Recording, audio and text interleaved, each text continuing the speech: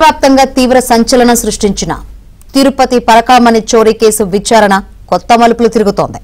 కోట్ల రూపాయల విలువైన ఈ కేసు వ్యవహారంపై సిఐడి దూకుడు పెంచింది. తాజాగా అప్పటి టీటీడీ ఈవో ధర్మారెడ్డితో పాటు అప్పటి chief vigilance and security officer Narasimha Kishore ను కూడా విచారించారు.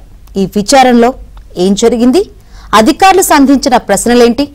నెక్స్ట్ విచారణకు వచ్చేది ఎవరు?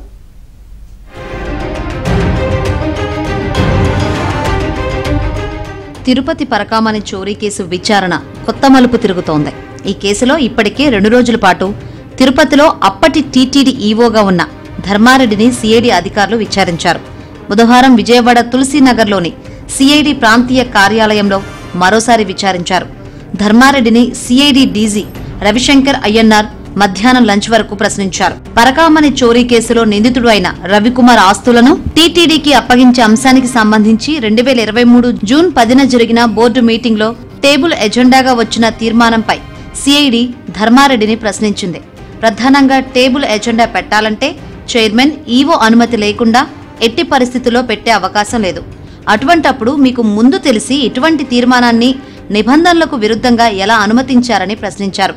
పైగా 2023 మే 19న తమ ఆస్తులను టీటీడీకి అప్పగిస్తారని రవికుమార్ లేఖ రాస్తే సరిగ్గా నెల రోజుల తర్వాత తీర్మానాన్ని టేబుల్ ఎజెండాగా బోర్డు సమావేశంలో పెట్టిన విషయాన్ని కూడా గుర్తు చేశారు. ఈ ప్రశ్నలకు ధర్మారెడ్డి ఎటువంటి సమాధానం ఇవ్వలేదని తెలుస్తుంది. టీటీడీ నిబంధనల ప్రకారం ఎవరైనా స్వామివారికి ఆస్తులు ఇవ్వాలంటే దానిపై పేపర్ నోటిఫికేషన్ ఇవ్వాలనే నిబంధన ఉంది కదా అని ధర్మారెడ్డిని ప్రశ్నించారు.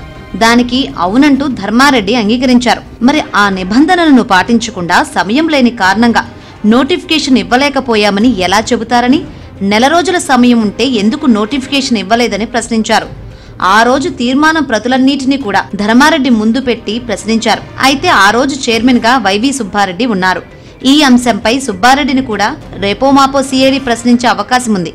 అయితే విచారణ ముగిసిన అనంతరం ధర్మారెడ్డి మీడియాతో మాట్లాడకుండానే వెళ్లిపోయారు.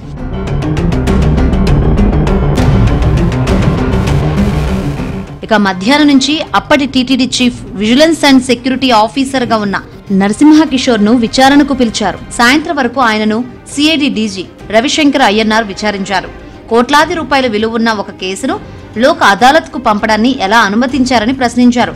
టీటీడీ పరకామణిలో చోరీ చేసి ఆ సొమ్మును తిరిగి రాబట్టుకునేందుకు తన ఆస్తులు ఇస్తానని రవికుమార్ టీటీడీకి 2023 మే 19న లేఖ ఇవ్వడం, 2023 జూన్ 18న ఆ లేఖ ఆధారంగా టీటీడీ బోర్డులో తీర్మానాన్ని ఆమోదించిన అంశానికి సంబంధించి పలు ప్రశ్నలు కూడా సంధించారు.